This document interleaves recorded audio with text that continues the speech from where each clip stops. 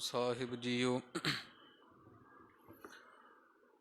ਇੱਕ ਓੰਕਾਰ ਸਤਨਾਮ ਕਰਤਾ ਪੁਰਖ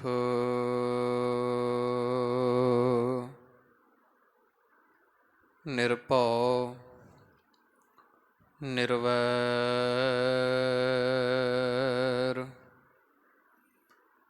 ਅਕਾਲ ਮੂਰਤ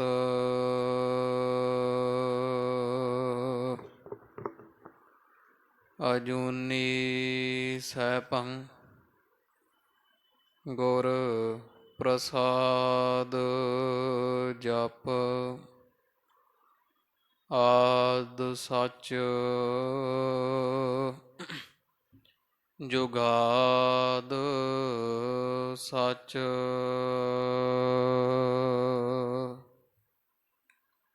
ਹੈ ਵੀ ਸੱਚ ਨਾਨਕ ਹੋਸੀ ਵੀ ਸੱਚ।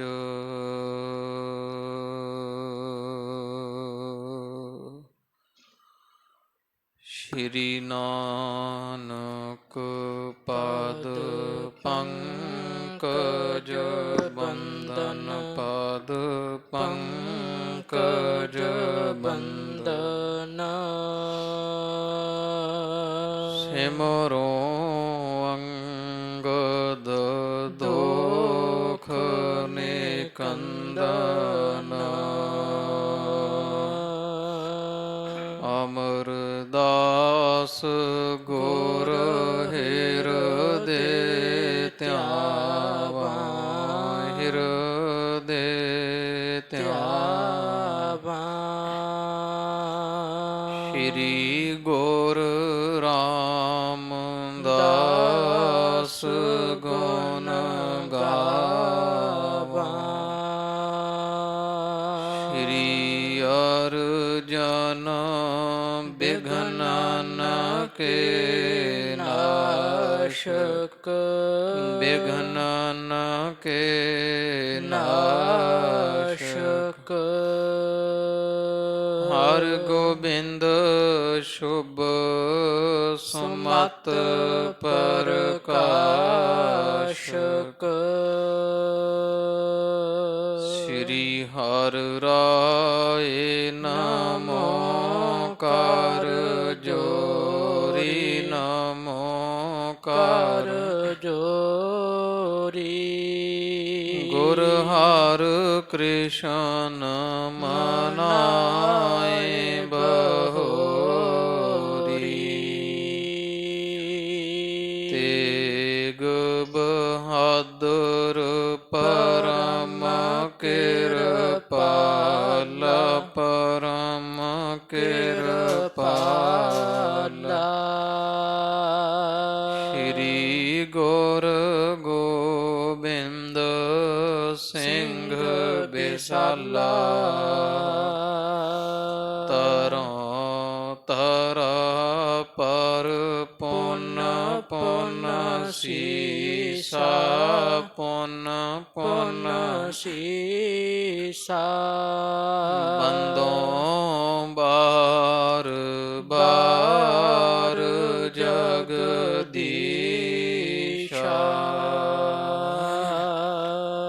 ਜਿਸ ਮਹਿ ਅੰਮ੍ਰਿਤ ਗਿਆਨ ਹੈ ਮਾਣਿਕ ਭਗਤ ਵਿਰਾਗ। ਗੁਰੂ ਗ੍ਰੰਥ ਸਾਹਿਬ ਉਦਦ ਬੰਦੋਂ ਕਰ ਅਨੁਰਾਗ। ਸ਼੍ਰੀ ਗੁਰ ਸ਼ਬਦ ਕਮਾਏ ਜਿਨ ਜੀਤੇ ਪੰਚ ਵਿਕਾਰ।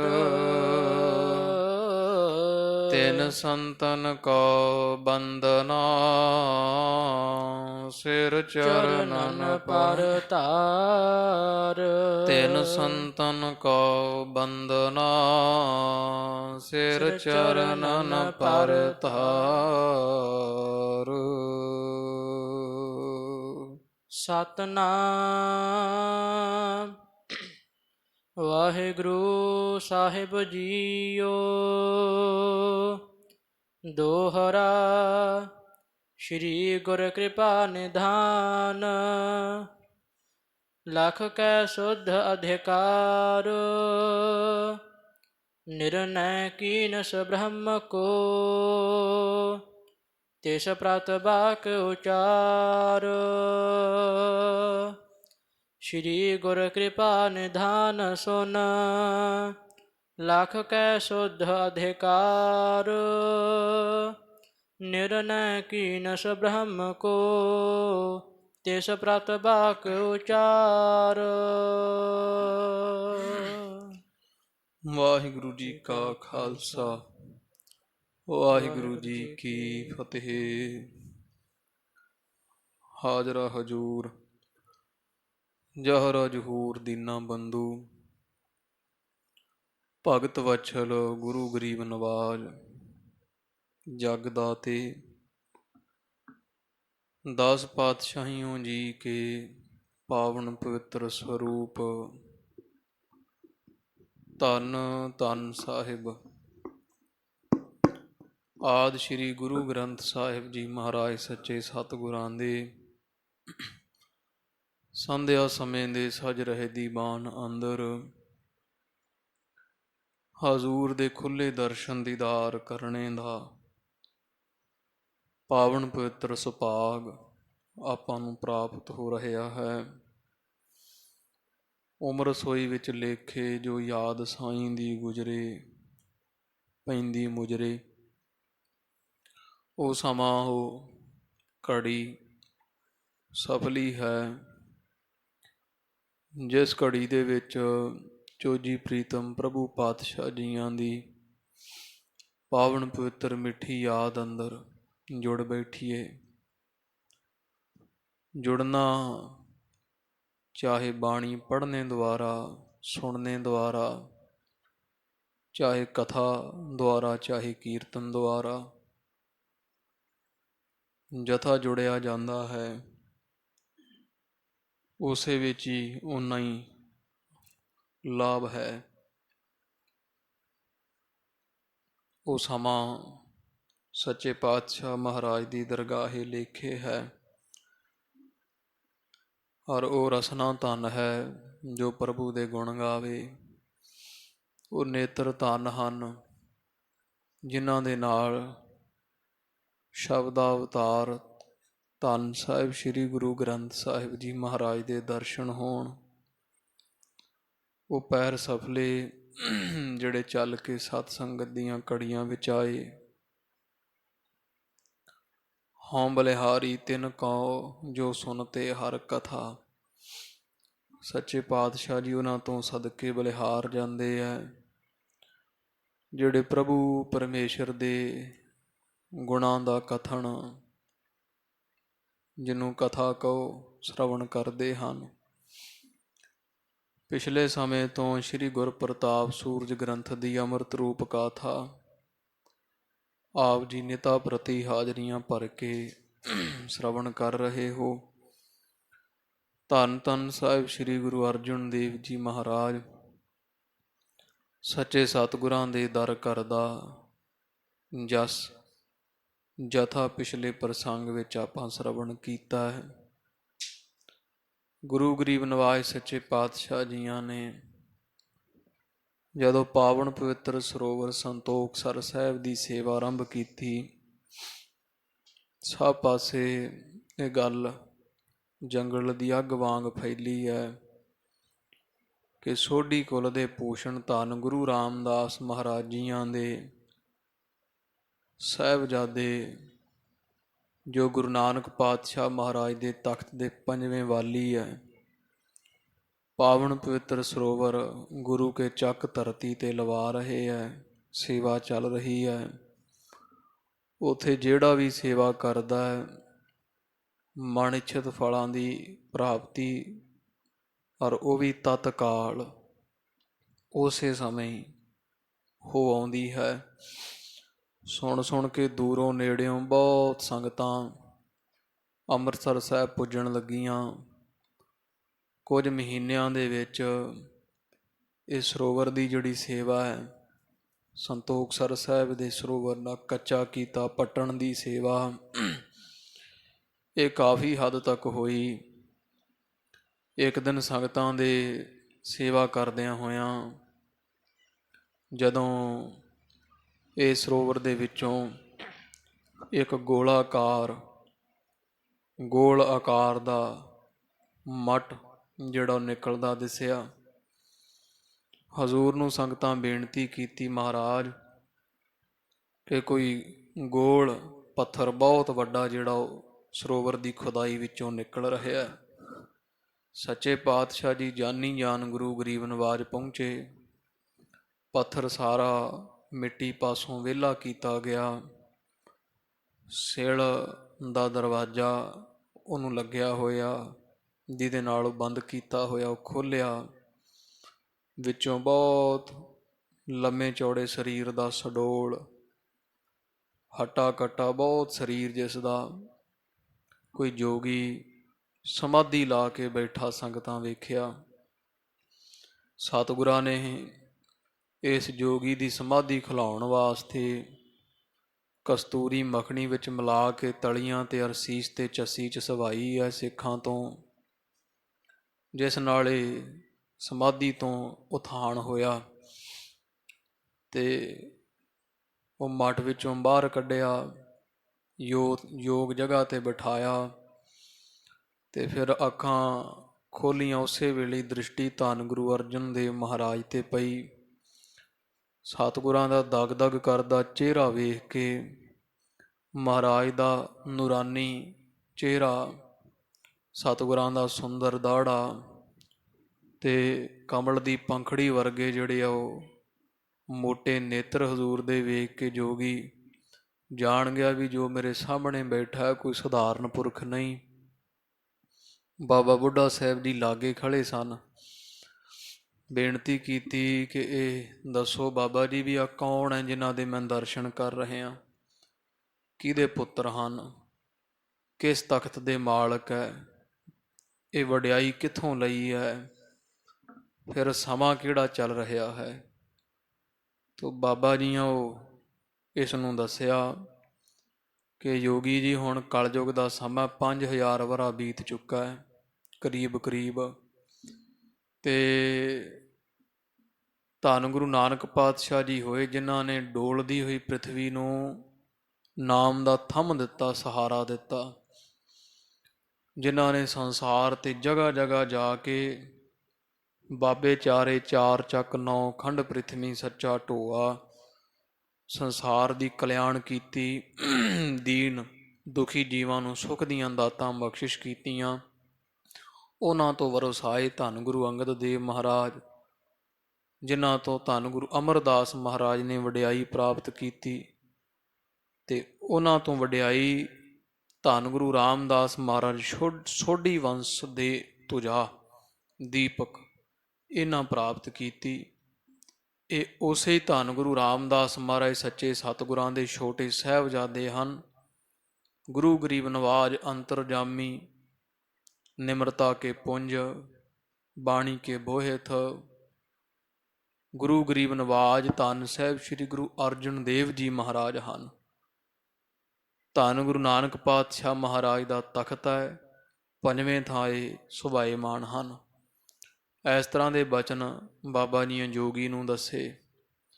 ਫਿਰ ਬਾਬਾ ਬੁੱਢਾ ਸਾਹਿਬ ਜੀਆਂ ਪੁੱਛਿਆ ਬੇਨਤੀ ਰੂਪ ਜੋਗੀ ਜੀ ਨੂੰ ਕਿ ਹੇ ਮਨੀਸ਼ਵਰ, ਆਪ ਜੀ ਕਦੋਂ ਕਦੇ ਇਸ ਮੱਠ ਵਿੱਚ ਬੈਠੇ ਹੋ? ਇਹ ਸਭ ਸੰਗਤਾਂ ਜਾਣਨ ਦੀ ਇੱਛਾ ਰੱਖਦੀਆਂ ਤੇ ਕੀ ਕਾਰਨ ਵੀ ਇੰਨਾ ਸਮਾਂ ਜਿਉਂਦੇ ਰਹੇ ਹੋ?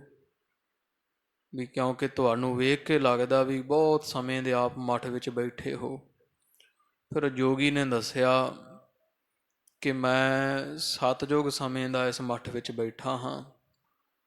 ਮੇਰੇ ਗੁਰੂ ਜੀ ਦੀ ਮੈਂ ਬਹੁਤ ਸੇਵਾ ਕੀਤੀ ਤੇ ਜਦੋਂ ਉਹਦੇ ਤੋਂ ਮੁਕਤੀ ਦੀ ਦਾਤ ਮੰਗੀ ਤੇ ਮੇਰੇ ਗੁਰੂ ਨੇ ਮੈਨੂੰ ਇਹ ਆਖਿਆ ਸੀ ਬਚਨ ਕਿ ਮੁਕਤੀ ਮਿਲੇਗੀ ਪਰ ਉਹਦੇ ਵਾਸਤੇ ਸਮਾਂ ਤੈਨੂੰ ਬਹੁਤ ਲੱਗੇਗਾ। ਕਲਯੁਗ ਦੇ ਅੰਦਰ 5000 ਵਰ੍ਹਾ ਬੀਤਣ ਤੋਂ ਧੰਨ ਗੁਰੂ ਨਾਨਕ ਪਾਤਸ਼ਾਹ ਪਰਮੇਸ਼ਰ ਆਪ ਅਵਤਾਰ ਧਾਰਨਗੇ ਤੇ ਉਹਨਾਂ ਦੇ ਘਰ ਵਿੱਚ 5ਵੇਂ ਥਾਂ ਤੇ ਧੰਨ ਗੁਰੂ ਅਰਜਨ ਦੇਵ ਜੀ ਮਹਾਰਾਜ ਹੋਣਗੇ। ਉਹ ਤੈਨੂੰ ਕਲਿਆਣ ਬਖਸ਼ਣਗੇ।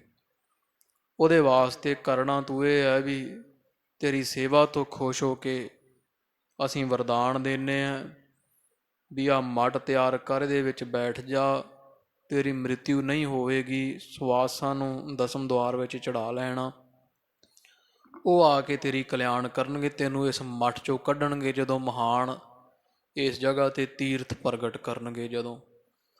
ਤਾਂ ਉਸੇ ਤਰ੍ਹਾਂ ਹੀ ਹੋਇਆ। ਫਿਰ ਜੋਗੀ ਨੇ ਆਪਣੀ ਸਾਰੀ ਵਿਥਿਆ ਦੱਸੀ, ਉੱਠ ਕੇ ਧੰਨ ਗੁਰੂ ਅਰਜਨ ਦੇਵ ਸਾਹਿਬ ਮਹਾਰਾਜ ਸਤਿਗੁਰਾਂ ਦੇ ਚਰਨੀ ਪਿਆ ਤੇ ਬੇਨਤੀ ਕੀਤੀ, ਮਹਾਰਾਜ ਕਿਰਪਾ ਕਰਕੇ ਮੈਨੂੰ ਮੁਕਤੀ ਦੀ ਦਾਤ ਬਖਸ਼ਿਸ਼ ਕਰੋ। ਤੇ ਇਹ ਮੇਰੇ ਪ੍ਰਸ਼ਨ ਮਹਾਰਾਜ ਵੀ ਸੰਸਾਰ ਜਿਹੜਾ ਝੂਠਾ ਕਹਿੰਦੇ ਆ ਗਿਆਨਵਾਨ ਲੋਕ, ਜੇ ਸੰਸਾਰ ਝੂਠਾ ਹੈ ਫਿਰ ਇੱਥੇ ਸਭ ਕੁਝ ਚੰਗਾ ਕਿਉਂ ਲੱਗਦਾ ਹੈ। ਤੇ ਫਿਰ ਇੱਕ ਮਹਾਰਾਜ ਵੀ ਕਹਿੰਦੇ ਆ ਸਾਰੇ ਵੀ ਪਰਮੇਸ਼ਰ ਇੱਕ ਹੈ, ਤੇ ਨਾਲੇ ਵੀ ਕਹਿੰਦੇ ਆ ਵੀ ਸਾਰੇ ਸੰਸਾਰ ਜਿੰਨੇ ਜੀਵ ਤੁਰ ਫਿਰ ਰਹੇ ਹੈ ਇਹਨਾਂ ਵਿੱਚ ਪਰਮੇਸ਼ਰ ਦੀ ਜੋਤ ਹੈ। ਇੱਕੋ ਪਰਮੇਸ਼ਰ ਆਤਮਾ ਪਰਮਾਤਮਾ ਹੈ। ਜੇ ਪਰਮੇਸ਼ਰ ਇੱਕ ਹੈ ਤੇ ਨਾਨਾਵਤ ਕਿਉਂ ਲੱਗਦਾ ਹੈ? ਕਿੰਨੇ ਜੀਵ ਸਾਰਿਆਂ 'ਚ ਹੀ ਪਰਮੇਸ਼ਰ ਹੈ, ਫਿਰ ਪਰਮੇਸ਼ਰ ਇੱਕ ਕਿਵੇਂ ਹੋਇਆ? ਤੇ ਇੱਕ ਮਹਾਰਾਜ ਵੀ ਸਰੀਰ ਸੰਸਾਰ ਜੜ ਦੱਸਿਆ ਜਾਂਦਾ ਹੈ ਤੇ ਪਰਮੇਸ਼ਰ ਦੱਸਿਆ ਜਾਂਦਾ ਵੀ ਪਰਮੇਸ਼ਰ ਅਚਲ ਹੈ, ਇੱਕ ਰਸ ਅਚਲ ਹੈ, ਵੀ ਚਲਾਇਮਾਨ ਤੋਂ ਰਹਿਤ ਹੈ, ਸਥਿਰ ਹੈ। ਜੇ ਪਰਮੇਸ਼ਰ ਸਥਿਰ ਹੈ ਤੇ ਫਿਰ ਜੀਵਾਂ ਦੇ ਵਿੱਚ ਪਰਮੇਸ਼ਰ, ਫਿਰ ਜਦੋਂ ਜੀਵ ਦੌੜੇ ਫਿਰਦੇ ਆ ਫਿਰ ਪਰਮੇਸ਼ਰ ਅਚਲ ਤਾਂ ਨਾ ਰਿਹਾ, ਫਿਰ ਪਰਮੇਸ਼ਰ ਵੀ ਦੌੜਦਾ ਹੈ ਨਾ, ਪਰਮੇਸ਼ਰ ਨੂੰ ਅਚਲ ਕਿਵੇਂ ਆਖਿਆ ਹੈ? ਇਸ ਤਰ੍ਹਾਂ ਦੇ ਕੋਈ ਪ੍ਰਸ਼ਨ ਇਹਨੇ ਪੁੱਛੇ ਆ ਜੋਗੀ ਨੇ। ਸੱਚੇ ਪਾਤਸ਼ਾਹ ਜੀ ਅੱਗੇ ਫਿਰ ਨੂੰ ਅਧਿਕਾਰੀ ਜਾਣ ਕੇ ਬਖਸ਼ਿਸ਼ਾਂ ਇਹਦੇ 'ਤੇ ਕਰਨਗੇ। ਜਥਾ ਮਹਾਰਾਜ ਜੀ ਇਸ ਦਾ ਜਿਹੜਾ ਉਹ ਇਸ ਦੀ ਕਲਿਆਣ ਕਰਦੇ ਆ, ਇਹਨੂੰ ਸ਼ੁਭ ਉਪਦੇਸ਼ ਬਖਸ਼ਦੇ ਹੈ। ਉਹ ਪ੍ਰਸੰਗ ਅੱਗੇ ਆਉਂਦਾ ਹੈ ਜਿਵੇਂ ਆ ਰਹੇ ਆਪਾਂ ਸ਼ਰਵਣ ਕਰੀਏ ਜੀ। ਧੰਨ ਧੰਨ ਸ਼੍ਰੀ ਗੁਰੂ ਅਰਜਨ ਦੇਵ ਸੱਚੇ ਸਤਿਗੁਰਾਂ ਨੂੰ ਹਿਰਦੇ ਵਸਾਓ, ਸਭ ਸੰਗਤ ਰਸਨਾ ਕਰੋ ਪਵਿੱਤਰ ਆਖੋ ਜੀ ਸਤਿਨਾਮ। ਸ਼੍ਰੀ ਵਾਹਿਗੁਰੂ ਸਾਹਿਬ ਜੀ ਸਤਿਨਾਮ। ਸ਼੍ਰੀ ਵਾਹਿਗੁਰੂ ਸਾਹਿਬ ਜੀ। ਦੋਹਰਾ ਸ਼੍ਰੀ ਗੁਰ ਕਿਰਪਾ ਨਿਧਾਨ ਸੁਨ। ਤੋ ਇਸ ਤਰ੍ਹਾਂ ਧੰਨ ਸਾਹਿਬ ਸ਼੍ਰੀ ਗੁਰੂ ਅਰਜਨ ਦੇਵ ਜੀ ਮਹਾਰਾਜ ਜਿਹੜੇ ਕਿਰਪਾ ਦੇ ਖਜ਼ਾਨੇ ਹਨ, ਸੱਚੇ ਪਾਤਸ਼ਾਹ ਜੀ। ਜੋਗੀ ਤੋਂ ਇਸ ਦੇ ਪ੍ਰਸ਼ਨ ਜਦੋਂ ਸਤਿਗੁਰਾਂ ਸੁਣੇ ਲੱਖ ਕੈ ਸੁਧ ਅਧਿਕਾਰ, ਤੇ ਸੱਚੇ ਪਾਤਸ਼ਾਹ ਦੀਆਂ ਜਾਣਿਆ ਵੀ ਇਹ ਸ਼੍ਰੇਸ਼ਟ ਅਧਿਕਾਰੀ ਹੈ। ਵੀ ਭਾਵ ਵੀ ਅਧਿਕਾਰੀ ਹੁੰਦਾ ਵੀ ਇੱਕ ਕੋਈ ਮਹਾਰਾਜ ਦਾ ਬਚਨ ਆਉਂਦਾ ਨਾ ਕਿ ਵਿਣ ਗਾਹਕ ਗੁਣ ਵੇਚੀਐ ਤਉ ਗੁਣ ਸਹਿਗੋ ਜਾਏ, ਗੁਣ ਕਾ ਗਾਹਕ ਜੇ ਮਿਲੈ ਤਉ ਗੁਣ ਲਾਖ ਵਿਕਾਏ। ਵੀ ਜੇ ਕੋਈ ਸਿੱਖਿਆ ਲੈਣ ਦਾ ਅਧਿਕਾਰੀ ਨਾ ਹੋਵੇ ਉਹਨੂੰ ਸਿੱਖਿਆ ਨਹੀਂ ਦੇਣੀ। ਸ਼ਾਸਤਰ ਦੇ ਨੀਤੀ ਸ਼ਾਸਤਰ ਜਿਹੜੇ ਆ ਉਹ ਵੀ ਇਉਂ ਕਹਿੰਦੇ ਆ ਕਿ ਜੈਸੇ ਕੈਸੇ ਪੁਰਖ ਕੋ ਦੇ ਨਾ ਉਪਦੇਸ਼ ਦੇ ਨਾ ਸੰਤ। ਵੀ ਸੰਤਾਂ ਨੂੰ ਜਾਂ ਇਹ ਹਦਾਇਤ ਹੈ ਵੀ ਜਿਹਨੂੰ ਕਿਨੂੰ ਉਪਦੇਸ਼ ਸਿੱਖਿਆ ਨਹੀਂ ਦਿਆ ਕਰਦੇ। ਵੀ ਇੱਕ ਹੁੰਦਾ ਨਾ ਅਧਿਕਾਰੀ ਵੀ ਸੁਣਨ ਦੀ ਇੱਛਾ ਰੱਖਦਾ ਹੋਵੇ, ਤੇ ਕਈ ਹੁੰਦੇ ਅੱਧੀ ਗੱਲ ਪੁੱਛ ਲੈਂਦੇ ਆ ਤੇ ਜਦੋਂ ਦੱਸਣ ਲੱਗੋ ਤੇ ਫਿਰ ਅੱਗੋਂ ਪਤਾ ਸਾਰਾ ਹੀ ਹੁੰਦਾ ਤੇ ਅੱਧੀ ਆਪ ਪੂਰੀ ਕਰ ਲੈਂਦੇ ਆ ਜਾਂ ਸੁਣਨਾ ਨਹੀਂ। ਉਹ ਅਧਿਕਾਰੀ ਨਹੀਂ ਹੁੰਦੇ ਉਪਦੇਸ਼ ਲੈਣ ਦੇ। ਪਰ ਇਹ ਜੋਗੀ ਦੀ ਬਹੁਤ ਤੀਬਰ ਇੱਛਾ ਸਤਿਗੁਰਾਂ ਵੇਖੀ ਤੇ ਗਰੀਬ ਨਵਾਜ਼ ਜਾਣਦੇ ਆ ਵੀ ਇਹ ਅਧਿਕਾਰੀ ਹਨ। ਫਿਰ ਸ਼੍ਰੇਸ਼ਟ ਬਖਤਾ ਸਾਧ ਸੰਗਤ ਦੀ ਉਹਨੂੰ ਆਖਿਆ ਜਾਂਦਾ ਹੈ ਜਿਹੜਾ ਜਿਹੋ ਜਿਹਾ ਅੱਗੋਂ ਅਧਿਕਾਰੀ ਹੋਵੇ ਉਹਨੂੰ ਉਹੋ ਜਿਹਾ ਉਪਦੇਸ਼ ਦੇਵੇ।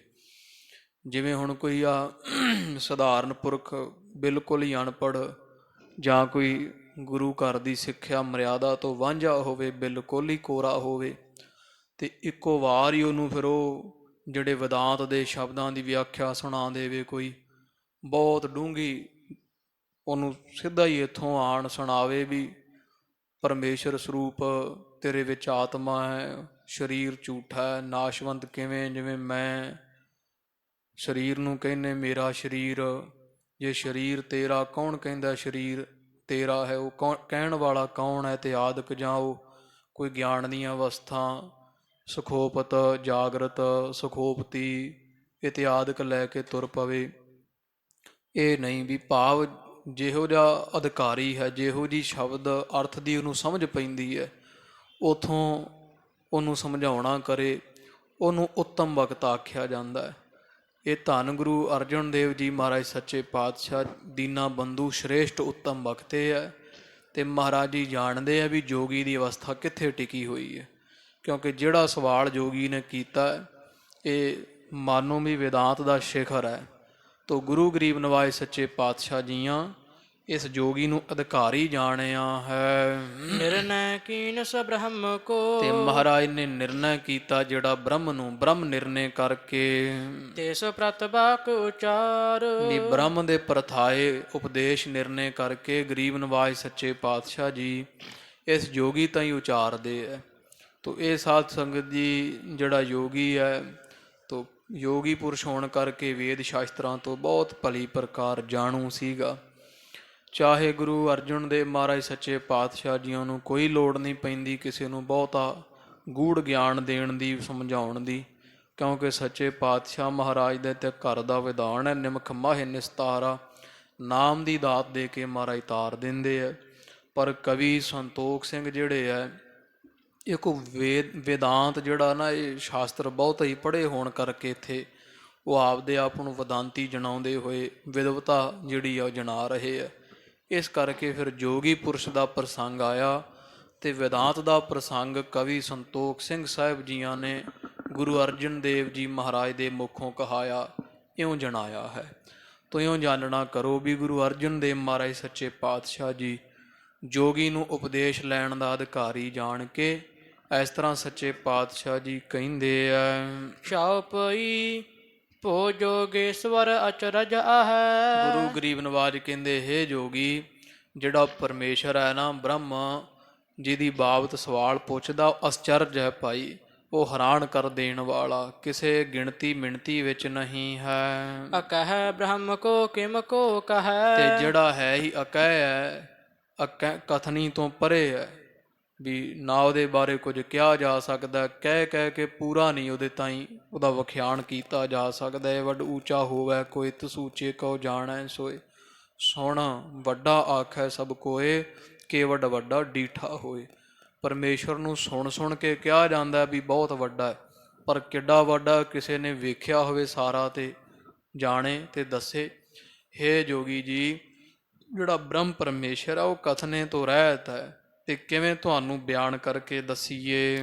ਨਾਮ ਅਗੋਚਰ ਭਾਖਤ ਤਾਹੇ, ਕਿਉਂਕਿ ਜਿਹਦਾ ਨਾਮ ਹੀ ਤਾਂ ਹੀ ਉਹਨੂੰ ਨਾ ਉਹਦਾ ਨਾਮ ਅਗੋਚਰ ਕਿਹਾ ਜਾਂਦਾ ਨਾ। ਗੋਚਰ ਹੁੰਦਾ ਵਸ, ਕਿਸੇ ਜਿਵੇਂ ਕਹਿੰਦੇ ਆ ਨਾ ਵੀ ਆ ਫਲਾਣਾ ਕੰਮ ਮੇਰੇ ਗੋਚਰਾ ਨਹੀਂ ਹੈ, ਮੇਰੇ ਵਸ ਦਾ ਨਹੀਂ, ਜਾਂ ਤੇਰੇ ਗੋਚਰਾ ਨਹੀਂ, ਤੇ ਆਹ ਰਹਿਤ ਹੈ ਗੋਚਰ ਵਸ ਤੋਂ, ਭਾਵ ਉਹ ਅਗੋਚਰ ਹੈ ਪਰਮੇਸ਼ਰ, ਗੈਰ ਗੰਭੀਰ ਹੈ, ਨਾ ਉਹ ਕਿਸੇ ਇੰਦਰੀਆਂ ਦਾ ਵਿਸ਼ਾ ਨਹੀਂ ਹੈ, ਇੰਦਰੀਆਂ ਤੋਂ ਅਵਿਸ਼ੇ ਹੈ। ਕਿਸੀ ਰਖੀਕ ਵਿਸ਼ੈ ਕਬ ਨਾਹੇ, ਤੇ ਕਿਸੇ ਵੀ ਰਖੀਕ ਗਿਆਨ ਇੰਦਰੇ ਜਾਂ ਕਰਮ ਇੰਦਰੇ ਜਿਹੜੇ ਹੈ ਉਹਨਾਂ ਦਾ ਵਿਸ਼ਾ ਨਹੀਂ ਹੈ, ਅੱਖਾਂ ਨਾਲ ਵੇਖਿਆ ਨਹੀਂ ਜਾ ਸਕਦਾ। ਨਾਨਕ ਸੇ ਅਖੜੀਆ ਬਿਆਨ ਜਿਨੀ ਡਿਸੰਦੋ ਮਾਂ ਫਿਰੀ, ਮਾਰੇ ਕਹਿੰਦੇ ਉਹ ਅੱਖਾਂ ਆ ਸਥੂਲ ਹੱਡ ਚੰਮਦੀਆਂ ਜਾਂ ਜਿਹੜੀਆਂ ਚਮੜੇ ਦੀਆਂ ਅੱਖਾਂ ਹੈ ਨਾ, ਇਹ ਮਿੱਝਦੀਆਂ, ਇਹਨਾਂ ਦੇ ਨਾਲ ਪਰਮੇਸ਼ਰ ਨਹੀਂ ਦਿਸਦਾ। ਨਾਨਕ ਸੇ ਅਖੜੀਆ ਬਿਆਨ ਜਿਨੀ ਡਿਸੰਦੋ ਮਾਂ ਫਿਰੀ, ਉਹ ਹੋਰ ਅੱਖਾਂ ਹੈ ਜਿਨ੍ਹਾਂ ਦੇ ਨਾਲ ਪ੍ਰਭੂ ਪਰਮੇਸ਼ਰ ਦਿਸਦਾ ਹੈ, ਇੰਦਰੀਆਂ ਗੋਚਰਾ ਨਹੀਂ। ਫਿਰ ਕੰਨਾਂ ਨਾਲ ਸੁਣ ਕੇ ਨਹੀਂ ਦੱਸਿਆ ਜਾ ਸਕਦਾ ਵੀ ਪਰਮੇਸ਼ਰ ਇੱਦਾਂ ਦਾ ਹੈ, ਅੱਖਾਂ ਨਾਲ ਵੇਖ ਕੇ ਦੱਸਿਆ ਨਹੀਂ ਜਾ ਸਕਦਾ, ਤੇ ਸਪਰਸ਼ ਕਰਕੇ ਇਹ ਨਹੀਂ ਵੇਖਿਆ ਜਾ ਸਕਦਾ ਉਹ ਕੋਮਲ ਹੈ ਕਿ ਕਠੋਰ ਹੈ ਚਮੜੀ ਦੇ ਦੁਆਰਾ। ਪੈਰਾਂ ਨਾਲ ਚੱਲ ਕੇ ਉੱਥੇ ਨਹੀਂ ਜਾਇਆ ਜਾ ਸਕਦਾ, ਉਹਨੂੰ ਹੱਥਾਂ ਨਾਲ ਪਕੜਿਆ ਨਹੀਂ ਜਾ ਸਕਦਾ। ਤੋ ਗਿਆਨ ਕਰਮ ਇੰਦਰੀਆਂ ਤੋਂ ਉਹ ਪਰੇ ਹੈ, ਇੰਦਰੀਆਂ ਗੋਚਰਾ ਨਹੀਂ। ਤੋ ਇਹ ਸਾਧ ਸੰਗਤ ਦੀ ਜੋ ਪ੍ਰਸੰਗ ਚੱਲ ਰਹੇ ਹੈ, ਇਹ ਸਮਝਣ ਵਾਸਤੇ ਜਿਹੜਾ ਹੈ ਉਹ ਜਾਂ ਤਾਂ ਕੋਈ ਕਿਸੇ ਜਿਹੜੇ ਹੈ ਕੋਈ ਗੁਰਮੁਖ ਪਾਸੋਂ ਕੋ ਵਿਦਾਂਤ ਆਦਿਕ ਦੇ ਜਿਹੜੇ ਸ਼ਾਸਤਰ ਪੜ੍ਹੇ ਹੋਣ ਤੇ ਇਸ ਪ੍ਰਸੰਗ ਥੋੜਾ ਸੌਖਾ ਸਮਝ ਪੈਂਦਾ ਹੈ। ਕਿਉਂਕਿ ਬਹੁਤ ਇੱਥੇ ਕਵੀ ਸੰਤੋਖ ਸਿੰਘ ਸਾਹਿਬ ਜੀਆਂ ਨੇ ਜਿਹੜੀ ਵੈ ਮਿਹਨਤ ਨਾਲ ਇਹੋ ਜਿਹਾ ਪ੍ਰਸੰਗ ਜਿਹੜਾ ਵਰਣਨ ਕੀਤਾ ਹੋਇਆ, ਤੇ ਹੋ ਸਕਦਾ ਭਾਈ ਕਿਸੇ ਜਿਹੜੇ ਵੈ ਸਰੋਤੇ ਦੇ ਪੂਰਾ ਸਮਝ ਵਿੱਚ ਨਾ ਪਵੇ, ਕਿਉਂਕਿ ਇਹ ਪ੍ਰਸੰਗ ਹੈ ਹੀ ਐਸਾ, ਤੋ ਹੋ ਸਕਦਾ ਪੈ ਵੀ ਜਾਵੇ। ਨਹੀਂ ਤਾਂ ਅਕਸਰ ਹੀ ਜਿਹੜਾ ਹੈ ਨਾ ਇਹ ਪ੍ਰਸੰਗ ਸੁਣ ਕੇ ਸਰੋਤਿਆਂ ਨੂੰ ਐਂ ਹੋ ਜਾਂਦਾ ਵੀ ਇਹ ਪਤਾ ਨਹੀਂ ਕੀ ਕਥਾ ਵਿੱਚ ਆ ਰਿਹਾ ਹੈ, ਵੀ ਪਹਿਲਾਂ ਬਹੁਤ ਸਾਖੀ ਆ ਰਹੀ ਸੀ, ਆਨੰਦ ਆਉਂਦਾ ਸੀ। ਤੋ ਇਹ ਜਿਹੜੀ ਆਤਮਾ ਤੇ ਸਰੀਰ ਦੀ ਵਖਰੇਵੇਂ ਦੀ ਗੱਲ, ਜਿੱਥੇ ਜਿਹਨੂੰ ਵਿਵੇਕ ਕਹਿੰਦੇ, ਜੀਵ ਈਸ਼ ਦੀ ਏਕਤਾ ਵਾਲੀ ਆਤਮ ਵਿਸ਼ੈਣੀ ਬੁੱਧ, ਉਹ ਪ੍ਰਾਪਤ ਹੁੰਦੀ ਹੈ ਜੇ ਇਹ ਕੋਈ ਪੂਰਾ ਜਾਣ ਲਵੇ। ਸਰੀਰ ਦਾ ਮੋਹ ਜਿਹੜਾ ਉਹ ਆਤਮਾ ਸਰੀਰ ਇਹ ਇੱਕ ਹੋਏ ਬੈਠੇ ਸਾਡੇ ਅਗਿਆਨ ਕਰਕੇ, ਫਿਰ ਉਹ ਜਿੰਨਾ ਇਹਨਾਂ ਦਾ ਗੂੜਾ ਸੰਬੰਧ ਹੈ, ਜਿੰਨਾ ਵੱਧ ਅਗਿਆਨੀ ਹੁੰਦਾ ਓਨਾ ਹੀ ਸਰੀਰ ਦਾ ਬਹੁਤਾ ਮੋਹ ਖੋਰਾ ਹੁੰਦਾ। ਤੋ ਇਸ ਕਰਕੇ ਫਿਰ ਇਹ ਪ੍ਰੀਤ ਜਿਹੜੀ ਪ੍ਰੇਮ ਹੈ, ਮੋਹ ਹੈ ਆਤਮਾ ਦਾ ਸਰੀਰ ਨਾਲ, ਸਾਨੂੰ ਸਰੀਰ ਜਿਹੜਾ ਸੱਚ ਭਾਸਦਾ ਹੈ, ਇਹ ਫਿਰ ਟੁੱਟਦਾ ਏਡਾ ਸੌਖਾ ਨਹੀਂ। ਇਸ ਕਰਕੇ ਏਡਾ ਮਹਿੰਗਾ ਪ੍ਰਸੰਗ ਹੈ। ਤੋ ਜੇ ਸਮਝ ਸਕੋ ਭਾਈ, ਕੋਸ਼ਿਸ਼ ਕਰਨਾ ਵੀ ਬਿਰਤੀ ਇਕਾਗਰ ਕਰਕੇ ਪ੍ਰਸੰਗ ਸਮਝਿਆ ਜਾਵੇ। ਤੋ ਸੱਚੇ ਪਾਤਸ਼ਾਹ ਜੀ ਕਹਿੰਦੇ, ਹੇ ਜੋਗੀ ਜੀ, ਉਹ ਕਿਸੇ ਇੰਦਰੀਆਂ ਤੋਂ ਅਗੋਚਰ ਹੈ, ਇੰਦਰੀਆਂ ਦੇ ਅਵਿਸ਼ੇ ਹੈ, ਨੇਤਰਾਂ ਨਾਲ ਵੇਖਿਆ ਨਹੀਂ ਜਾ ਸਕਦਾ ਪ੍ਰਭੂ, ਤੇ ਨਾ ਹੀ ਜਿਹੜਾ ਹੈ ਕੰਨਾਂ ਨਾਲ ਸੁਣਿਆ ਜਾ ਸਕਦਾ। ਗਿਆਨ ਕਰਮ ਇੰਦਰੀਆਂ ਤੋਂ ਪਰੇ ਹੈ, ਤਹੂ ਜਨਾਵਨ ਸਿੱਖਣ ਕਾਰਨ। ਪਰ ਫੇਰ ਵੀ ਤੁਹਾਨੂੰ ਜਣਾਵਾਂਗੇ ਸਿੱਖਿਆ ਦੇਣ ਕਰਕੇ ਤੁਹਾਨੂੰ ਇਸ ਤਰ੍ਹਾਂ ਅਸੀਂ ਜਣਾਵਾਂਗੇ। ਕਰਨਾ ਕਰ ਗੁਰ ਕਰਹਿ ਉਚਾਰਨ। ਤੇ ਇਸ ਤਰ੍ਹਾਂ ਫਿਰ ਕਿਰਪਾ ਕਰਕੇ ਧੰਨ ਗੁਰੂ ਅਰਜਨ ਦੇਵ ਮਹਾਰਾਜ ਜੋਗੀ ਤਾਈਂ ਜਣਾ ਰਹੇ ਹਨ। ਰਚਹਿ ਸਮਿਗਰੀ ਜੋ ਮਨ ਆਪਣੇ। ਕਹਿੰਦੇ ਲਓ ਵੀ ਜੋਗੀ ਸੁਣੋ, ਵੀ ਜਿਹੜਾ ਕੋਈ ਮਨੁੱਖ ਹੁੰਦਾ ਹੈ ਨਾ, ਉਹ ਆਪਦੇ ਮਨ ਕਰਕੇ ਹੀ ਮਨ ਦੇ ਫੁਰਨਾ ਕਰ ਲੈਂਦਾ, ਤੇ ਸਾਰੀ ਸਮੱਗਰੀ, ਜਿਵੇਂ ਕੋਈ ਸੁਪਨੇ ਵਿੱਚ ਮਨ ਕਰਕੇ ਸਮੱਗਰੀ ਸਾਰਾ ਸੰਸਾਰ ਰਚ ਲੈਂਦਾ ਹੈ। ਸਤਿ ਪ੍ਰਤੀਤ ਹੋਤ ਸਭ ਸੁਪਨੇ। ਤੇ ਉਹ ਸੁਪਨਾ ਫਿਰ ਸੱਚ ਲੱਗਦਾ। ਭਾਵ ਜਦੋਂ ਪ੍ਰਾਣੀ ਕੋਈ ਸੁਪਨਾ ਲੈਂਦਾ ਹੈ ਤੇ ਸੁਪਨੇ ਵਿੱਚ ਹੁਣ ਮਨ ਜੋ ਵੀ ਕਲਪੀ ਜਾਂਦਾ ਹੈ, ਕਿਧਰੇ ਸੱਪ ਮਗਰ ਲੱਗਿਆ ਹੁੰਦਾ, ਕਿਧਰੇ ਸ਼ੇਰ, ਕਿਧਰੇ ਕੋਈ ਸੈਨਿਕ ਪੁਲਿਸ ਮਗਰ ਲੱਗੀ ਫਿਰਦੀ ਹੈ, ਤੋ ਜਾਂ ਕੋਈ ਸੁਪਨੇ ਵਿੱਚ ਚੜ੍ਹਾਈ ਕਰ ਗਿਆ, ਕੋਈ ਜੰਮ ਪਿਆ, ਜਾਂ ਕਿਤੇ ਸੁਪਨੇ ਵਿੱਚ ਹੀ ਪ੍ਰਾਣੀ ਰਾਜਾ ਬਣ ਜਾਂਦਾ, ਸੁਪਨੇ ਵਿੱਚ ਹੀ ਪ੍ਰਾਣੀ ਕਈ ਵਾਰੀ ਕੰਗਾਲ ਬਣਿਆ ਫਿਰਦਾ, ਮੰਗਿਆਂ ਵੀ ਭੀਖ ਨਹੀਂ ਮਿਲਦੀ। ਤੋ ਇਹ ਹੁਣ ਸੁਪਨਾ ਹੈ ਤਾਂ ਝੂਠ, ਪਰ ਉਹ ਸੱਚ ਪ੍ਰਤੀਤ ਹੁੰਦਾ ਹੈ, ਕਿਉਂਕਿ ਮਨ ਨੇ ਕਲਪ ਲਿਆ ਹੁੰਦਾ ਵੀ ਇਹ ਸਾਰਾ ਕੁਝ ਸੱਚ ਹੈ। ਕਿਉਂਕਿ ਜਦੋਂ ਪ੍ਰਾਣੀ ਸੁੱਤਾ ਹੋਵੇਗਾ, ਉਹਨੂੰ ਨਹੀਂ ਨਾ ਪਤਾ ਵੀ ਜਾਗਦਿਆਂ ਕੁਝ ਹੋਰ ਹੈ। ਜਾਗਣ ਵਾਲੀ ਅਵਸਥਾ ਦੇ ਵਿੱਚ ਇਹ ਸੰਸਾਰ ਇਸ ਤਰ੍ਹਾਂ ਦਾ ਨਹੀਂ ਜਿਵੇਂ ਦਾ ਮੈਨੂੰ ਸੁਪਨੇ 'ਚ ਦਿਸ ਰਹੇ ਹੈ, ਪਰ ਉਹ ਅਗਿਆਨ ਜਾਂ ਕਹੋ ਵੀ ਉਹ ਸੁਪਨਾ ਆਉਣ ਕਰਕੇ ਉਹ ਕੁਝ ਨਹੀਂ ਜਾਣਦਾ। ਮਨ ਜੋ ਵੀ ਫੁਰਨਾ ਕਰਦਾ ਹੈ, ਸਭ ਕੁਝ ਸੁਪਨਾ ਹੀ ਫਿਰ ਪ੍ਰਾਣੀ ਨੂੰ ਸੱਚ ਲੱਗਦਾ ਹੈ। ਭੈ ਕੋ ਪਾਏ ਉੱਠੇ ਬਰਡਾਏ। ਕਦੀ ਭੈ ਡਰ ਨੂੰ ਪ੍ਰਾਪਤ ਕਰਕੇ ਬੜਾ ਕੇ ਉੱਠਦਾ ਬਰੜਾਉਂਦਾ ਹੈ। ਤ੍ਰਿਯ ਸੰਗਮ ਤੇਰੇ ਤੁਮਚਾਏ। ਤੇ ਜਾਂ ਕੋਈ ਕਾਮ ਵਾਸ਼ਨਾ ਪਰਥਾਏ ਸੁਪਨਾ ਆਉਂਦਾ ਹੈ, ਜਿਹਦੇ ਨਾਲ ਬਿੰਦ ਝਰਨ ਲੱਗ ਜਾਂਦਾ ਹੈ। ਹੱਸਹਿ ਕਹੂੰ ਕਬ ਰੁਦਨ ਪੁਕਾਰਾ। ਤੇ ਕਦੇ ਸੁਪਨੇ ਵਿੱਚ ਹੱਸਣ ਲੱਗ ਜਾਂਦਾ ਹੈ, ਕਦੇ ਸੁਪਨੇ ਦੇ ਵਿੱਚ ਜੇ ਡਰਾਉਣਾ ਸੁਪਨਾ ਆਵੇ ਫਿਰ ਉੱਠ ਕੇ ਜਾਂ ਸੁਪਨੇ ਦੇ ਵਿੱਚ ਹੀ ਚੀਕਾਂ ਮਾਰਦਾ, ਰੋਣ ਲੱਗ ਜਾਂਦਾ ਹੈ। ਕਬਹੂ ਬਿਖਾਦ ਅਧਿਕ ਉਰ ਧਾਰਾ। ਤੇ ਸੁਪਨੇ ਦੇ ਵਿੱਚ ਕਦੇ ਹਿਰਦੇ ਵਿੱਚ ਫਿਰ ਬਹੁਤਾ ਝਗੜਾ, ਕਿਤੇ ਮਿਲਾਪ ਪ੍ਰੇਮ ਤੇ ਕਿਤੇ ਝਗੜਾ ਈਰਖਾ ਧਾਰਦਾ ਵਿਚਾਰਦਾ ਹੈ। ਜੋ ਸੁਪਨੇ ਮਹਿ ਜਾਣੇ ਸਾਚੇ। ਤੇ ਜਿਹੜੇ ਜੋ ਕੁਝ ਵੀ ਸੁਪਨੇ ਦੇ ਵਿੱਚ ਸੱਚਾ ਜਾਣਿਆ ਹੁੰਦਾ ਹੈ, ਸੋਗ ਹਰਖਤਾ ਤਿਹ ਛਿਨ ਰਾਚੇ। ਤੇ ਉਹ ਸੋਗ ਹੋਵੇ ਚਾਹੇ ਹਰਖ ਹੋਵੇ, ਉਹ ਉਸੇ ਸਮੇਂ ਮਨ ਨੇ ਫੁਰਨੇ ਕੀਤੇ ਹੁੰਦੇ ਸੁਪਨਾ ਲੈਂਦਾ, ਤੇ ਮਨ ਜਿਵੇਂ ਫੁਰਨੇ ਕਰੀ ਜਾਂਦਾ ਸੁਪਨੇ 'ਚ ਹੀ ਖੁਸ਼ ਹੋ ਜਾਂਦਾ ਹੈ, ਸੁਪਨੇ ਦੇ ਵਿੱਚ ਹੀ ਫਿਰ ਰੋਣ ਲੱਗ ਜਾਂਦਾ ਹੈ। ਜੇ ਕਰ ਕੂਰ ਲਖ ਹੈ ਇਹੋ ਤਬੈ। ਪਰ ਜੇ ਇਹਨੂੰ ਸੁਪਨੇ ਨੂੰ ਜਿਹੜਾ ਝੂਠਾ ਜਾਣਿਆ ਜਾਵੇ, ਉਸ ਸਮੇਂ ਸੁਪਨੇ ਨੂੰ ਜੇ ਝੂਠਾ ਜਾਣ ਲਈਏ, ਸੁਪਨ ਕਿਰਿਆ ਹੋਏ ਇਹ ਹੋਏ ਨਾ ਸਬੈ। ਤੇ ਫਿਰ ਸੁਪਨ ਕਿਰਿਆ ਨਹੀਂ ਹੁੰਦੀ। ਭਾਵ ਸੁਪਨੇ ਵਿੱਚ ਜੋ ਹੋਇਆ ਜੇ ਇਹਨੂੰ ਝੂਠਾ ਜਾਣ ਲਈਏ ਤੇ ਫਿਰ ਸੁਪਨਾ ਨਾ ਆਵੇ, ਫਿਰ ਜੇ ਝੂਠਾ ਹੀ ਜਾਣਿਆ ਜਾਵੇ ਫਿਰ ਸੁਪਨਾ ਜਿਹੜਾ ਉਹ ਸੱਚ ਨਹੀਂ ਭਾਸਦਾ ਹੈ। ਜਿਮ ਬਾਜੀਗਰ ਆਪਣੀ ਮਾਇਆ। ਤੇ ਉਹਦੇ ਵਾਸਤੇ ਇੱਕ ਪ੍ਰਮਾਣ ਸੁਣੋ ਜੋਗੀ ਜੀ, ਜਿਵੇਂ ਕੋਈ ਬਾਜੀਗਰ ਹੁੰਦਾ ਹੈ, ਬਾਜੀ ਪਾਉਣ ਵਾਲਾ, ਉਹ ਆਪਦੀ ਜਿਹੜੀ ਮਾਇਆ ਦੇ ਦੁਆਰਾ ਭਾਵ ਬਾਜੀਗਰ ਚੁਸਤੀ ਚਲਾਕੀ ਤੇ ਛਲ ਧੋਖੇ ਦੇ ਨਾਲ ਮਿਥਿਆ ਲਖ ਸੋਗ ਨਾ ਹਰ ਖਾਇਆ। ਤੇ ਉਹ ਸਾਰਾ ਕੁਝ ਜਿਹੜਾ ਹੁੰਦਾ ਤਾਂ ਮਿਥਿਆ ਝੂਠਾ, ਪਰ ਉਹਨੂੰ ਸੱਚ ਦਰਸਾ ਦਿੰਦਾ ਬਾਜੀਗਰ। ਇਸੇ ਤਰ੍ਹਾਂ ਹੀ ਜਿਹੜਾ ਹੈ ਨਾ ਬਾਜੀਗਰ ਹੁੰਦਾ ਕੋਈ, ਉਹਨੂੰ ਕੁਝ ਨਹੀਂ ਹੁੰਦਾ ਵੀ ਇੱਥੇ ਕੀ ਹੋ ਰਿਹਾ, ਉਹ ਤਾਂ ਖੇਡ ਵਿਖਾਉਂਦਾ ਹੈ। ਸਰੋਤੇ ਵੇਖਣ ਵਾਲਿਆਂ ਨੂੰ ਇਹ ਪ੍ਰਤੀਤ ਹੁੰਦਾ ਵੀ ਸ਼ਾਇਦ ਇਹ ਸਭ ਕੁਝ ਸੱਚ ਹੈ, ਪਰ ਬਾਜੀਗਰ ਖੁਦ ਜਾਣਦਾ ਹੁੰਦਾ, ਉਹ ਖੇਡ ਦੇ ਵਿੱਚ ਰੁੱਝਦਾ ਨਹੀਂ, ਖੇਡ ਖਿਡਾਉਂਦਾ ਹੋਇਆ ਵੀ ਨਿਰਲੇਪ ਰਹਿੰਦਾ। ਨਾ ਉਹਨੂੰ ਕੋਈ ਸੋਗ ਹੁੰਦਾ ਤੇ ਨਾ ਹੀ ਉਹਨੂੰ ਕੋਈ ਖੁਸ਼ੀ ਹੁੰਦੀ, ਸਭ ਉਹਨੇ ਝੂਠਾ ਜਾਣਿਆ ਹੁੰਦਾ, ਕਿਉਂਕਿ ਬਾਜੀਗਰ ਜਾਣਦਾ ਵੀ ਮੈਂ ਖੇਡ ਖਿਡਾ ਰਿਹਾ ਹਾਂ। ਜਬ ਸੁਪਨਾ ਇਸ ਕੋ ਮਿਟ ਜਾਵੇ। ਤੇ ਇਸੇ ਤਰ੍ਹਾਂ ਹੀ ਭਾਈ ਜਦੋਂ ਪ੍ਰਾਣੀ ਦਾ ਸੁਪਨਾ ਹੈ ਵੀ ਉਹ ਹੈ ਤਾਂ ਬਾਜੀਗਰ ਦੇ ਤਮਾਸ਼ੇ ਵਾਲੀ ਗੱਲ ਹੈ, ਆਤਮਾ ਦੇ ਵਿੱਚ ਨਹੀਂ ਰੁੱਝਦੀ, ਮਨ ਦੇ ਫੁਰਨਿਆਂ ਕਰਕੇ ਸੁਪਨਾ ਆ ਰਿਹਾ ਹੁੰਦਾ। ਤੇ ਜਦੋਂ ਫਿਰ ਜਿਹੜਾ ਹੈ ਸੁਪਨਾ ਇਹ ਮਿਟ ਜਾਂਦਾ ਹੈ, ਪ੍ਰਾਣੀ ਦੇ ਮਨ ਵਿੱਚੋਂ ਸੁੱਤਾ ਹੋਇਆ ਜਦੋਂ ਜਾਗ ਜਾਂਦਾ ਸੁਪਨਾ ਮਿਟਦਾ ਹੈ। ਝੂਠੋ ਲਖ ਹੈ ਨਾ ਪੁਨ ਬਿਰਮਾਵੇ। ਤੇ ਫਿਰ ਉਹਨੂੰ ਝੂਠ ਜਾਣਦਾ, ਫਿਰ ਨਹੀਂ ਸੁਪਨੇ ਵਿੱਚ ਰੁੱਝਦਾ। ਭਾਵ ਜਦੋਂ ਜਾਣ ਲੈਂਦਾ, ਜਾਗ ਜਾਂਦਾ ਸੁਪਨੇ ਤੋਂ, ਫਿਰ ਜਾਣਦਾ ਵੀ ਉਹ ਹੋਏ ਤਾਂ ਸੁਪਨਾ ਸੀ ਤੇ ਝੂਠਾ ਜਾਣਦਾ ਹੈ। ਵੇਖਿਓ ਕਿਹਰੀ ਸੁਪਨੇ ਮਾਹੀ। ਤੇ ਜਿਵੇਂ ਕਿਸੇ ਨੇ ਜੋਗੀ ਜੀ ਸੁਪਨੇ ਵਿੱਚ ਸ਼ੇਰ ਬਹੁਤ ਭਾਰੀ ਕਿਹਰੀ ਸ਼ੇਰ ਵੇਖਿਆ ਹੋਵੇ, ਜਾਗੇ ਤੇ ਭਾਗੈ ਕਿਤ ਨਾਹੀ। ਤੇ ਜਦੋਂ ਜਾਗ ਜਾਂਦਾ ਫਿਰ ਸ਼ੇਰ ਦੌੜ ਥੋੜਾ ਜਾਂਦਾ ਕਿਤੇ, ਉਦੋਂ ਸ਼ੇਰ ਕਿੱਥੇ ਹੁੰਦਾ, ਉਹ ਹੁੰਦਾ ਮਹਾਰਾਜ ਕਹਿੰਦੇ ਕਿਤੇ ਨਹੀਂ, ਸੁਪਨਾ ਆਉਣ ਕਰਕੇ ਉਹ ਸ਼ੇਰ ਲੱਗਦਾ ਸੀ, ਜਦੋਂ ਜਾਗਿਆ ਸੁਪਨਾ ਟੁੱਟਿਆ ਤੇ ਜੋ ਵੀ ਦਿਸਦਾ ਸੀਗਾ ਸ਼ੇਰ ਆਦਿਕ ਜਾਂ ਕੋਈ ਵੀ ਡਰਾਵਣਾ ਸੁਪਨਾ ਸਭ ਨਾਸ਼ ਹੋ ਜਾਂਦਾ ਹੈ। ਇਸ ਤਰ੍ਹਾਂ ਜੋਗੀ ਜੀ ਅਗਿਆਨ ਦਾ ਸੁਪਨਾ ਆ ਰਿਹਾ ਸਾਰਿਆਂ ਨੂੰ, ਅਗਿਆਨ ਕਰਕੇ, ਅਗਿਆਨ ਦੀ ਨੀਂਦ ਵਿੱਚ ਭਰਮ ਰੂਪੀ ਸੁਪਨਾ ਆਉਣ ਕਰਕੇ ਇਹ ਸਾਰਾ ਸੰਸਾਰ ਦਿਸ ਰਿਹਾ। ਜਦੋਂ ਜਾਗਰਤ ਅਵਸਥਾ ਕਿਹੜੀ ਗਿਆਨ ਦੀ, ਜਦੋਂ ਗਿਆਨ ਰੂਪੀ ਜਾਗਰਤੀ ਵਿੱਚ ਆਵੇਗਾ ਉਸ ਸਮੇਂ ਫਿਰ ਜਿਹੜਾ ਨਾ ਉਹ ਭਰਮ ਇਹਦਾ ਸਾਰਾ ਹੀ ਭਰਮ ਰੂਪੀ ਸੁਪਨਾ ਟੁੱਟ ਜਾਂਦਾ। ਜਿਵੇਂ ਸੁੱਤੇ ਨੂੰ ਸੁਪਨਾ ਆਉਂਦਾ, ਸੁਪਨੇ ਵਿੱਚ ਕਈ ਕੁਝ ਹੋਈ ਜਾਂਦਾ, ਜਾਗਦਾ ਜਦੋਂ ਉਹ ਜਿਹੜਾ ਕੁਝ ਹੁੰਦਾ ਉਹ ਵੀ ਕਿਧਰੇ ਜਾਂਦਾ, ਕਿਉਂਕਿ ਅੱਖ ਖੁੱਲ੍ਹ ਜਾਂਦੀ, ਸੁਪਨਾ ਨਹੀਂ ਰਹਿੰਦਾ, ਸਭ ਕੁਝ ਨਾਸ਼ ਹੋ ਜਾਂਦਾ। ਇਸ ਤਰ੍ਹਾਂ ਜੋਗੀ ਜੀ ਅਗਿਆਨ ਨਾਸ਼ ਹੋ ਜਾਂਦਾ ਜਦੋਂ ਜਾਗਰਤ ਅਵਸਥਾ ਵਿੱਚ ਹੋ ਜਾਈਦਾ, ਗਿਆਨ ਦੀ ਅਵਸਥਾ ਪ੍ਰਾਪਤ ਹੁੰਦੀ ਹੈ। ਸੁਪਨ ਸਮਗਰੀ ਸਕਲੀ ਲਖ ਇਮ। ਤੇ ਇਸ ਤਰ੍ਹਾਂ ਸੰਸਾਰ ਜਿਹੜਾ ਨਾ ਸੁਪਨੇ ਦੀ ਸਮਗਰੀ ਵਰਗਾ, ਇਹੋ ਜਗ ਕੈਸਾ ਸੁਪਨੇ ਜੈਸਾ, ਸੰਸਾਰ ਨੂੰ ਸੁਪਨੇ ਵਰਗਾ ਜਾਣਨਾ ਚਾਹੀਦਾ ਹੈ। ਹਰਖ ਸ਼ੋਕ ਕੋ ਕਰਹਿ ਨ ਉਰ ਕਿਮ। ਤੇ ਕਦੇ ਜਿਨ੍ਹਾਂ ਨੇ ਜਾਣਿਆ ਨਾ ਵੀ ਸੰਸਾਰ ਸੁਪਨੇ ਵਰਗਾ, ਉਹ ਦੱਸੋ ਜੋਗੀ ਜੀ ਕਿਵੇਂ ਜਾਣਨਗੇ ਵੀ ਸੰਸਾਰ ਸੱਚਾ ਹੈ, ਕਿਉਂਕਿ ਉਹ ਜਾਣਦੇ ਵੀ ਜਿਵੇਂ ਰਾਤ ਦਾ ਸੁਪਨਾ ਝੂਠਾ ਹੈ ਉਵੇਂ ਸੰਸਾਰ ਵੀ ਝੂਠਾ ਹੈ, ਉਹ ਇਹ ਗੱਲ ਜਾਣਦੇ ਹਨ।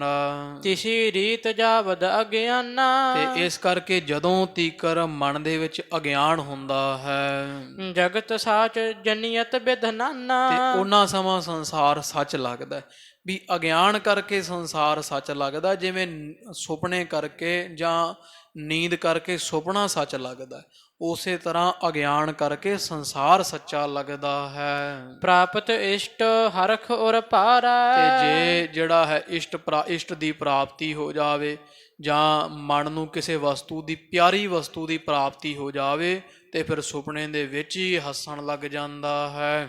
ਹੋਤ ਅਨਿਸ਼ਟ ਸ਼ੋਕ ਕਰ ਪਾਰਾ। ਤੇ ਜੇ ਪਿਆਰੀ ਵਸਤੂ ਖੋਈ ਜਾਵੇ ਸੁਪਨੇ ਦੇ ਵਿੱਚ ਹੀ ਚਾਹੇ ਹੋਵੇ, ਤੇ ਉਸੇ ਤਰ੍ਹਾਂ ਫਿਰ ਬੜਾ ਸੋਗ ਕਰਦਾ।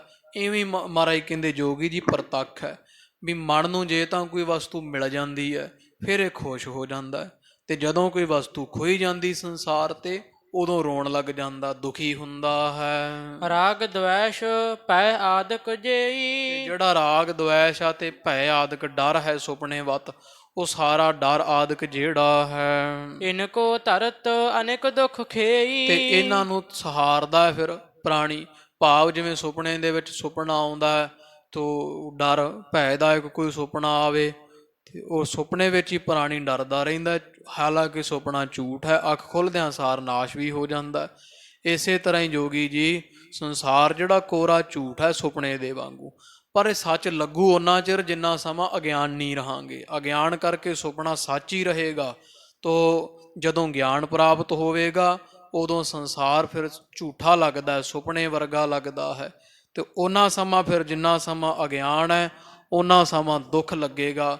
ਤੋ ਸੰਸਾਰ ਦੇ ਦੁੱਖ ਸੁੱਖ ਸਾਰੇ ਹੀ ਪ੍ਰਾਣੀ ਧਾਰਦਾ ਹੈ, ਕਦੇ ਖੁਸ਼ ਹੁੰਦਾ ਹੈ ਕਦੇ ਦੁਖੀ ਹੁੰਦਾ ਹੈ। ਵੱਡੇ ਭਾਗ ਤੇ ਸਤਿਗੁਰ ਪਾਏ। ਇਹ ਤਾਂ ਕੋਈ ਵੱਡੇ ਭਾਗ ਹੋਣ ਤੇ ਫਿਰ ਸੱਚੇ ਸਤਿਗੁਰਾਂ ਦੀ ਸੰਗਤ ਹੁੰਦੀ, ਪ੍ਰਾਪਤੀ ਹੁੰਦੀ ਹੈ। ਮਿਟਹਿ ਕਲੇਸ਼ ਸੁਲੇਤ ਬਚਾਏ। ਉਹ ਗੁਰੂ ਜਿਹੜੇ ਆ ਫਿਰ ਉਪਦੇਸ਼ ਦੇ ਕੇ ਗਿਆਨ ਪ੍ਰਗਟ ਕਰਦੇ ਅੰਦਰ ਹਿਰਦੇ ਦੇ, ਜਿੱਥੋਂ ਫਿਰ ਕਲੇਸ਼ਾਂ ਦਾ ਨਾਸ਼ ਹੁੰਦਾ। ਰਾਗ ਦਵੈਸ਼ ਅਭਿਨਵੇਸ਼ ਅਸਮਤਾ ਅਵਿਦਿਆ ਇਹ 5 ਕਲੇਸ਼ ਨਾਸ਼ ਹੋ ਜਾਂਦੇ ਆ।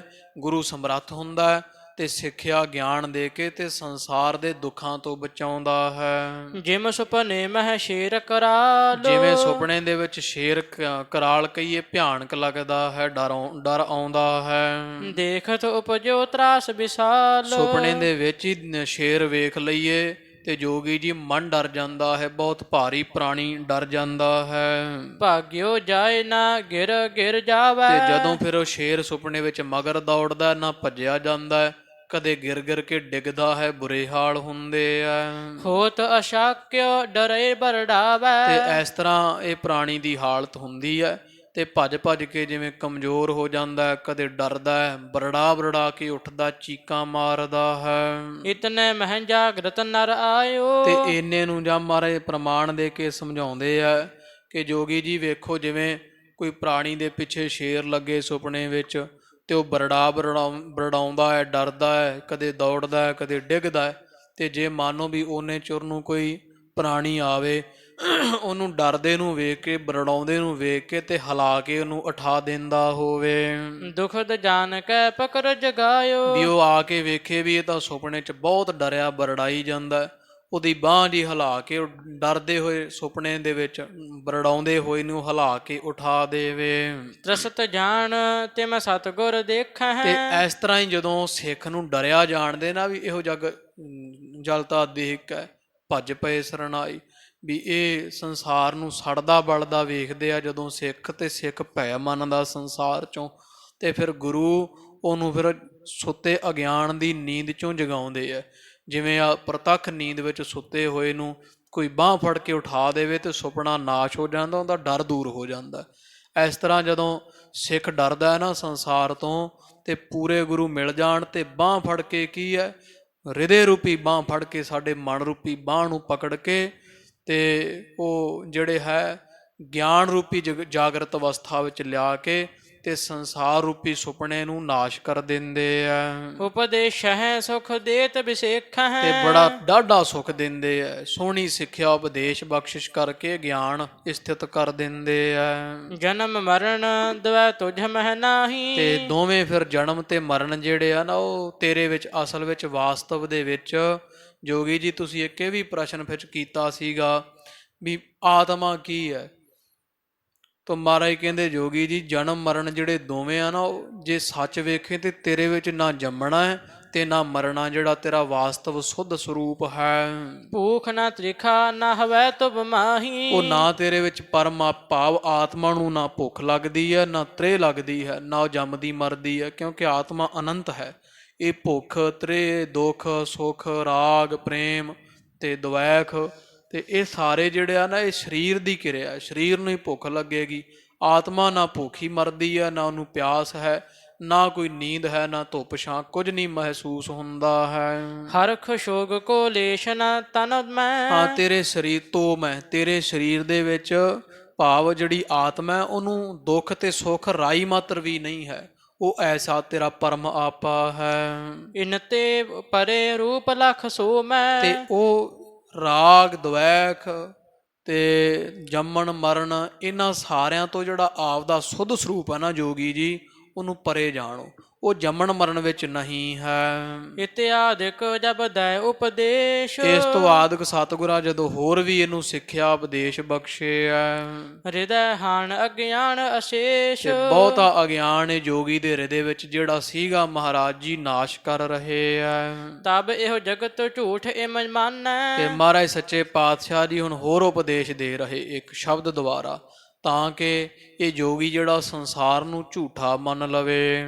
ਤਿਸ ਪਰ ਸ੍ਰੀ ਗੁਰ ਸ਼ਬਦ ਬਖਾਨੈ ਸੱਚੇ ਪਾਤਸ਼ਾਹ ਜੀ ਨੇ ਫਿਰ ਇੱਕ ਸ਼ਬਦ ਉਚਾਰਨ ਕੀਤਾ ਹੈ ਜੋਗੀ ਦੇ ਪਰਥਾਏ।